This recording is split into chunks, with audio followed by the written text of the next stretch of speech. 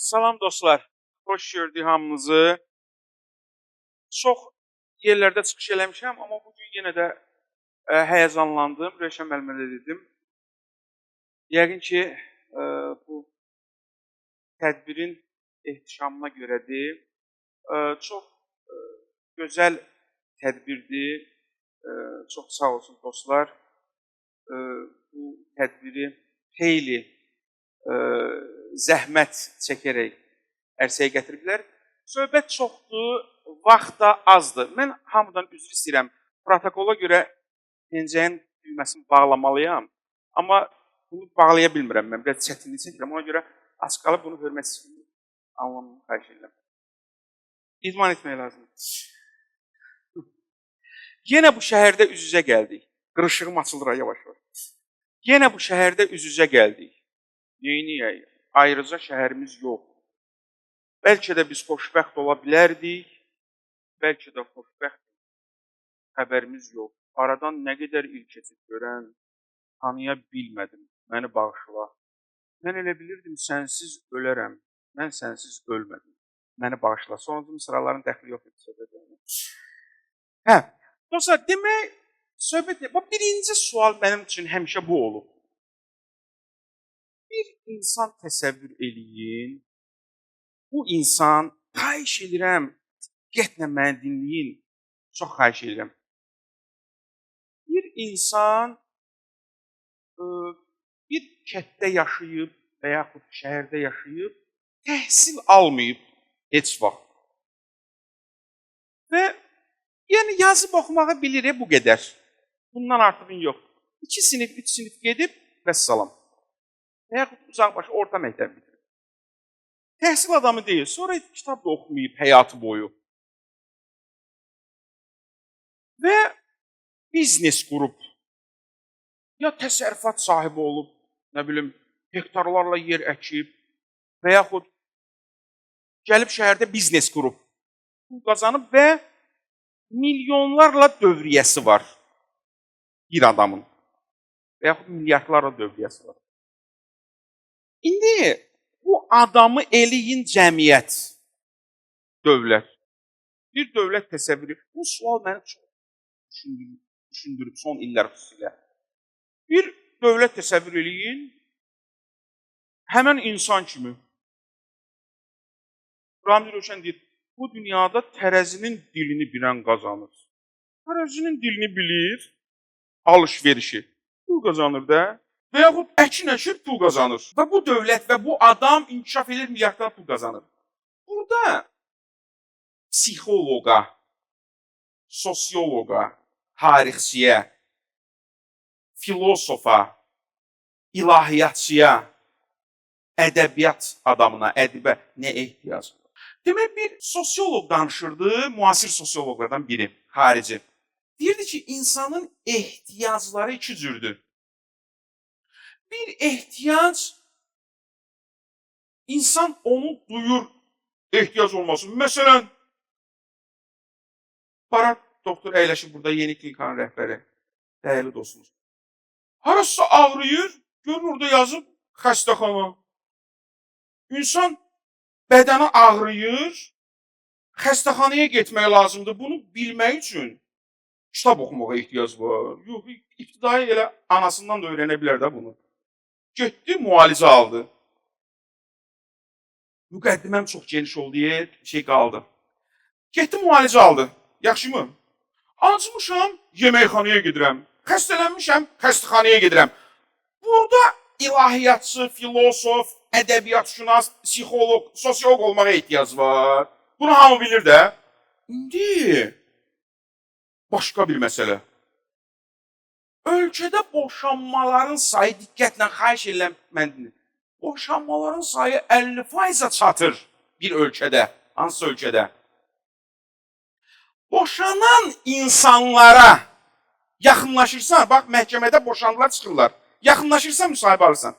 Deyirsən ki, səncə sənin boşanmamağın üçün, bu problemi yaşamamağın üçün kimə ehtiyac var?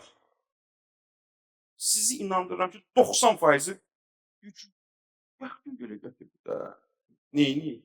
O adamın həmin anda problemin içində boğulur. Sosioloqa, psixoloqa, ilahiyyatçıya ehtiyaclı olduğunu bilmir adam. Dəhşətli söhbətdir. Orada bilir, acdır, yeməkxanaya gedir. Xəstədir, xəstəxanaya gedir. Burada isə bilmir də. Bax, məsələnin çətinliyi buradadır. Sosial elmlərin tədqiqatçılarının müsibəti buradadır. Həkimin o problemi yoxdur. Restorançının o problemi yoxdur. Amma sosial problemi tədqiqat eləyən tədqiqatçıların bəlası var da. O gərək sübut eləsin ki, bunlar sizə lazımdır. Hələ onu ehtiyac olduğunu başa salsın. Çox çətin məsələdir. İndi dostlar, mən də xoşbəxtlikdən yoxsa bədbəxtlikdən o sahənin adamıyam. Həkim olsaydım nə vecmə? Kef deyildim. İndi bir cümlə deyim, keçək bir cümlə. Çox sizi yormayacağım, 20 dəqiqə vaxtım var cəmi. Dostlar, o cümlə bundan ibarətdir. Kim olursunuzsa olun, ucqar bir kətdə əkinçi olun, şəhərdə böyük biznesmen olun, kim olursunuzsa olun, mənim baxışım belədir. Buna inanıram. Əgər işinizlə bərabər, bax indi dediklərimi bilsəniz, bu sizin öz işinizdə inkişafınıza səbəb olacaq. Bu şübhəsizdir. 17-ci əsrdən başlayaraq hamımızın bildiyi bir şey var. Tez-tez keçəcəm. Kapitalizm. Kapitalizm nədir? Orta əsrlər dövründə insanlar əkin əkirlər, feodallar. Qalanlar da qul kimi olaraq işləyir. Burada 1000 manat pul qazandı, 10.000 manat pul qazandı bu feodal. Qazandı, Allah bərəkət versin də. Da bunu artırım, inkişaf eləyim. Biraz söhbətlər yox idi. Nə qədər qazandın, xərcdə geçsin və salam, kef elə. Kapitalizm yoxdur. Kapitalizm odur ki, mən 10.000 manat qazanıram, bunu 100.000 manat eləməyə cəhd eləyirəm. Bura deyirlər kapitalizm. Kapitalın, sərmayənin artırma həvəsi.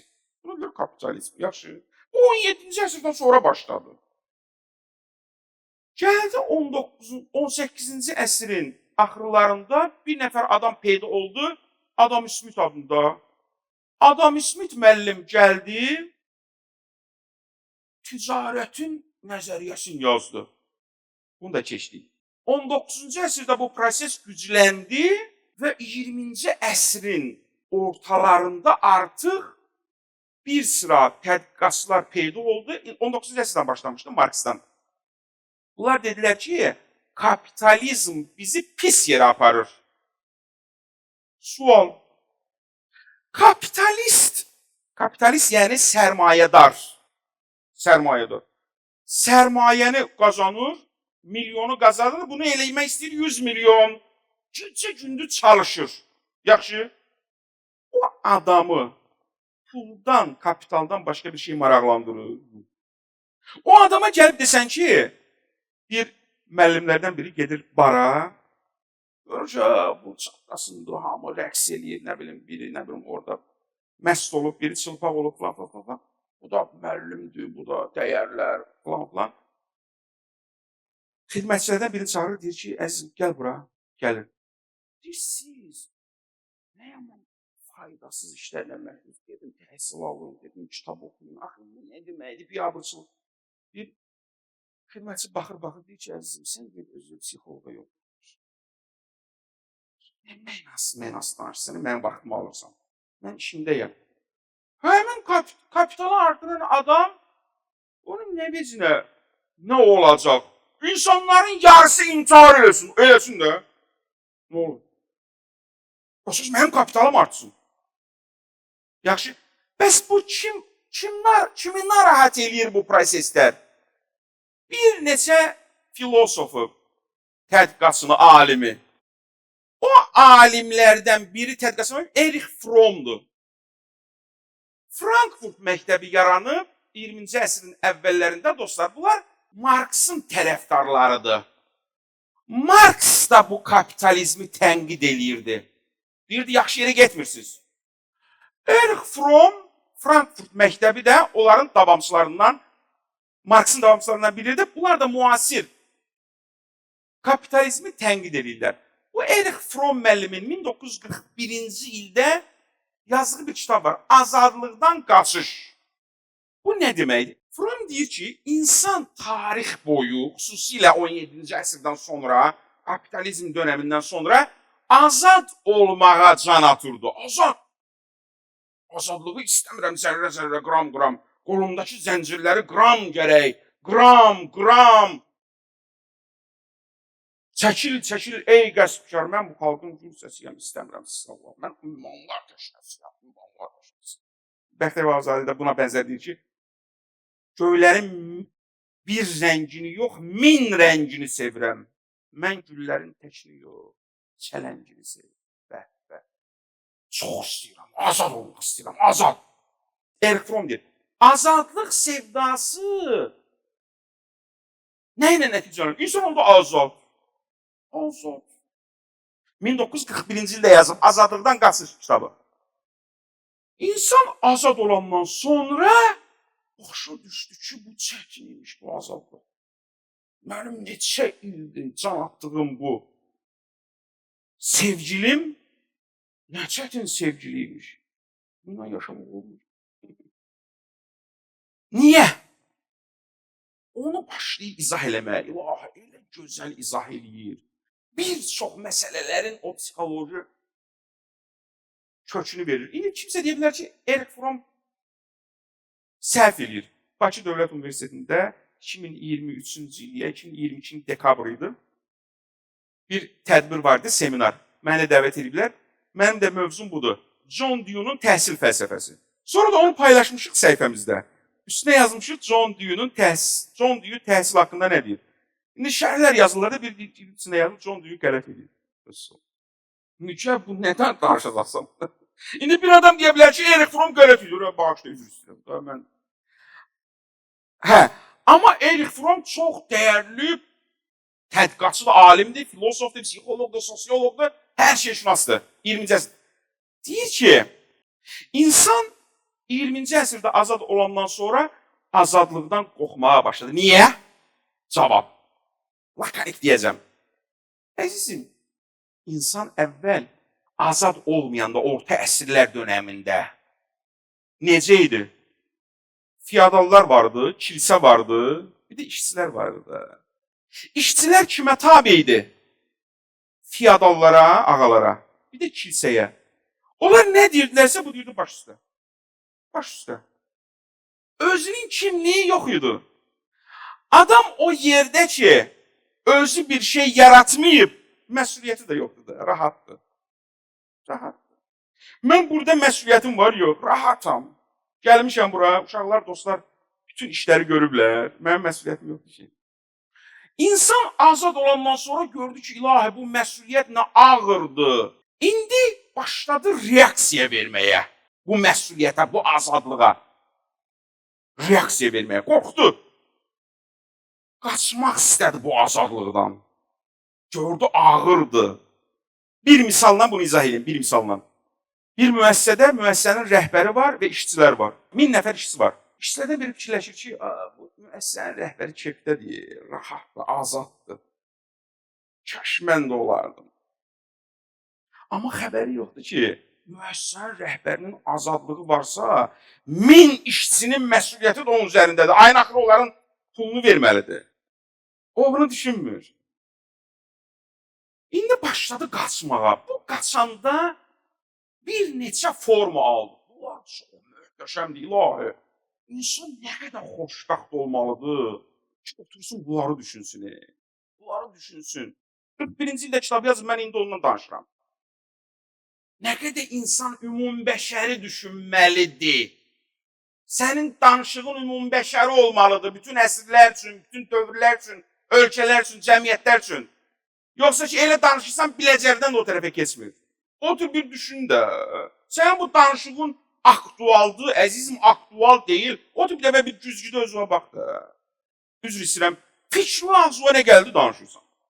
Bizim müəllimlərimizdən biri deyirdi ki, o vaxt bir böyüklərdən biri deyirmiş ki, bəziləri elə başa düşür ki, bir şey yazırlar ha kitabda. İndi o 50 il bundan qabaq deyilmiş. Çapxanaya gedəndən sonra o paçlaşır. Bir paçlaşdırılacağın biri də çap etməkdir. Az o gələni yaz, getdi çapxanaya oldu təmiz. İndi də bəziləri podcast dönəmində elə düşünür ki, işıqlı, çılçıraqlı bir studiyada nə danışsan o təmizləşir. Elə deyil sizin. O elə studiya o məsələnin bir tərəfidir. Bir, başladı qaçmağa. Bir cümlə, azadlıqda rəqabət gördük. Hamı azad olub, rəqabət var. Gücü çatmır axı rəqabət eləməyə. Bir, başladı dağıdıcı hərəkətlərə yol verməyə. İnsan. Azadlıqdan qorxdu, indi başqa yerə üz tutub. Dağıdıcı hərəkətlər eləməyə, cinayətə əl atır. Niyə? Niyə cinayətə əl atır bu insan? Ona görə ki, azadlıqdan, məsuliyyətdən qorxub, qaçıb, çıxıb. İndi cinayət edir ki, dəhşətdir, kompensasiya eləsin onu. Gücünü. Güclü deyil axı. Baxın, güclü deyil də, iradəsi zəifdir. İradəsi zəif olsaydı o azadlıqda qalardı da, yaradardı. Yarada bilmir. Ona gücü çatmır. Bir tərəfdən də istəyib güclü olsun axı, güclü görünsün. Hamı mənə güclü desin. Elə bil, mən ömrü boyu bir dənə kitab oxumağa hövsələm yoxdur. Amma istəyirəm hamı mənə desin ki, Mahir müəllim nə savadlı adamdır, onu sevirəm, istəyirəm onu. Amma bu tərəfdə savadlı olmasın, kitab oxumalıyam axı, onu oxumağa cəsarətim yoxdur. Gizli yatıram. Bu dəhşətli bir şeydir. Qaçdı buradan, başladı dağıdıcı hərəkətlər eləməyə, cinayət eləməyə. Necə? Təxminən Azərbaycan ailələrinin bir 20%'ında, bu az dedim, 20%'ında. 10%'ında deyək, məni döyməsinlər. Görmüsünüz bir qardaş, bir oğlan, işsiz, təhsilsiz, heç bir işə getmir, amma evdə yekəxanalıq eləyir. Bacıya qarşı zor göstərir, anaya qarşı zor göstərir, evdə özünü kişi kimi göstərir. Çöldə heç kim deyə, heç kim. Bu heç kim olmağa bunu incidir. Bu axı istəyir, şəxsiyyət olsun. Şəxsiyyət olmaq üçün işləməyə lazımdır, gücü yox. Gücü var, yəni iradəsi yoxdur. Elə gücü yoxdur. Ona görə Fromm deyir ki, qatil cinayətkarlarla gedin danışın, çoxları bu tənhalıqdan əziyyət çəkirlər. Azadlıq tənhalıq verir insana, tək qalır. Rəqabət aparmalısan, ya Allah! Bu meydan, bu şeytan, ya Allah! Hərəkət elə, hərəkət elə. Həraslandım, qorxuram. Çalış, vuruş, hamı çalışır, sən də çalış. Nə ata, nə ana, nə dayı, nə əmi yoxdur artıq. Həyatdır, sənsən, bir həyat, çalış. Vay, əvvəl nə yaxşıydı, nə yaxşıydı. Bir feodal var idi, bir də mən vardım, əkinçi. Nə 5'də alacağım var idi, nə 3'də verəcəyim, nə keyf idi bu. Mütəş olmuşam. Bu bir dağıdıcı hərəkətlərə başlayır. 2. Konformizm. Konformizm nədir? Razılaşmaq. Necə? Necə? Deməli, iradəsini göstərə bilmir, ona gücü çatmır, iradəsi çatmır. Neynir? Razılaşır. Razılaşır. Kim nə deyirsə deyir, ya düz deyirsən. Tək rahat olmayı. Rahatlığa qaçmaq istəyir. Tək rahat olmayı. Şirkətdə müdür vurur, basır, kəsir, hamını təhqir eləyir. Onu da qəbul edir. Şimdi buradan çıxdım, harada iş tapacam. Tək bu təhqirlərə dözüm. Vay, razılaşır. Azadlıqdan, müstəqillikdən qorxur, axı ona cürəti çatmır, cəsarəti çatmır. Nə olacaq iş? Yox. Onsuz hər yerdə elədir də, bütün şirkətlərdə şirkət müdürləri işçiləri təhqir eləyir də, nə olsun? Öz-özünə təsəlli verir. Xeyr, özü aldatma. Hansı şirkətdə şirkət rəhbəri təhqir eləyir? Əgər bir işçi şirkət rəhbərini təhqirinə dözürsə, o işçi pis adamdır.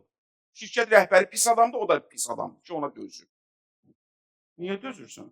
Sükut başqa yerdə. O qədər işlər var ki, elə ancaq Allahın ruzisi bu təhqir edən şirkət müdürünün əlindədir. Konformizmdir bu. Eric Fromm deyir. Üçüncü də var bu konformizmə oxşayır tabe olmaq. Tabe olmaq. Bir qədər fərqli ola bilər bəzən. Tabe olmaq. Razılaşmaq. İndi sual. Bu müasir insanın müxtəlif sahələrdəki vəziyyətidir. Yaxşı. Nə edək bəs problemin həlli üçün? Nə edək? Deyir ki, müsbət azadlıq var. Eric Fromm deyir. Onu yarat. Bu nə deməkdir müsbət azadlıq? 2 dəqiqə bitirdim. Deyir əzizim, müsbət azadlıq budur. Sən birincilərdə necədir? Rahatlıq tapmaq istəyirsən, insan rahatlıq tapmaq istəyir də məmnun olmaq istəyir. Bu hamı da belədir. Sən elə bilirsən ki, başqalarına sığınanda, konformizmdə, tabi olanda və yaxud dağıdıcı hərəkətlər eləyəndə rahatlıq tapacaqsan. Elə deyil. Rahatlıq sənin içindədir. İçində yarat bunu. Aleykum enfusekum. Quranda. Özünüzü tapın. Özünüzü tapın. Düşünmə ki, rahatlığın başqa yerdədir. Səhv edirsən. Özünə qayıt. Azadlıq budur. Müsbət azadlıq. Onda rahat olacaqsan. Bir cümlədə deyəm, Eric Fromm deyir ki, və haqlı olaraq deyir ki, bəzi insanların dinə meyli də konformizmə görədir. Düz deyir. Düz deyir. Özü aldadırsan sadəcə. Cəsarətin yoxdur işləməyə, iradən yoxdur. Bir dini qruplaşma var. Ona sığınmısan ki, cənnəti qazanasan. Aldatma özü. Behişti bəhanəyə vermirlər.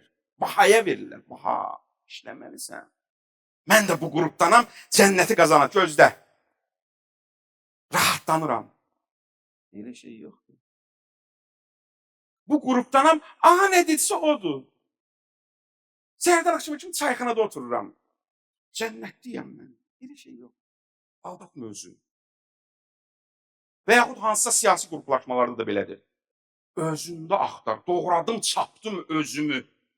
Yoğurdum, yapdım özümü. Nə yaxşı tapdım özümü. Böyrümdən keçib getmədi. Mənimki Allaha qaldı. Alınmadım, baha qaldım. Özüm baxa-baxa qaldım hamını ötürdüyümə. Ürəyim ətdi, daş deyil. Kipriyimdəki yaş deyil.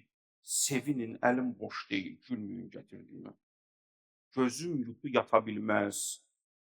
Ana bilməz, ata bilməz. Qızıl olsa çata bilməz. Tapdığım, bitirdiyimə. Sağ olun, təşəkkür ederim.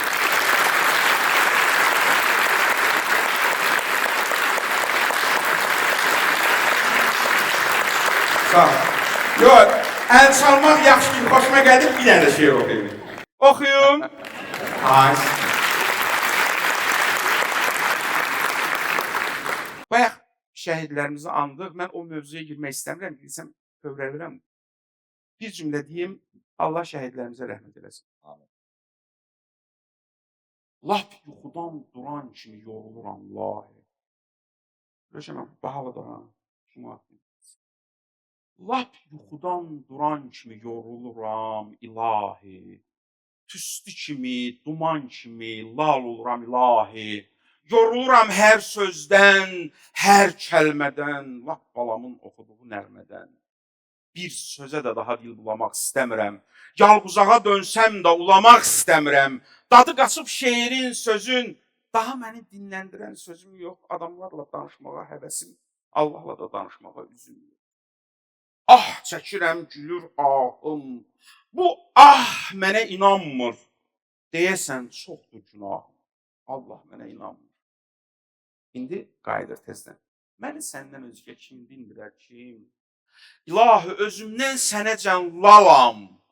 bir quş qanadında göndərəcəyin, bir təzə məzhəbə, dinəcən, lalam mənə torpaq dili, daş dili öyrət, bəlkə də qəbrimdə dillənə bilirəm. İlahi, sən mənə quş dili öyrət, uçmağı özüm də öyrənə bilirəm. Sağ olun. Teşekkürler, minnettarım. Bana bir sual vermek istəyirdim sonda. Sual bahadır. Yok, genel defa ödeşerik. Buyurun. Azadlıq yasa rahatlıq. Çünkü hər iki mövzuya toxundunuz və hər ikisində çox maraqlı bir məqam ortaya çıxır. Maraqlı gəldi. Azadlıq yasa rahatlıq daha hansı daha üstündür? Deyir ki, şah yaxşıdır, yoxsa şah olmaq yaxşıdır, yoxsa ədalətli olmaq, deyir, ədalətli şah olmaq yaxşıdır. Bu da şablon cavabdır da. Amma siz bu şablon cavabı məndən istəmirsiniz. Yox, Mən desəm ki, Pulsa yox. azadlığın gətirdiyi rahatlıq. Onun nənəm də deyər də, azadlıq. Azadlıq. Azadlıqdan qaçışıdır bu mövzu. Qeyd edək ki, Mayıl Yahu, fəlsəfə üzrə fəlsəfə doktoru, fəlsəfə, psixologiya, sosiologiya, tarix, ədəbiyyat üzrə elmi araşdırmaların müəllifidir. Özü və qeyd edək ki, idarəçilik, psixologiyası, liderlik, davranış iqtisadiyyatı sahələrində şirkətlərə xüsusi olaraq təlimlər verir. Dəvət təşəkkürümüzü bildiririk Mayıl müəllimə.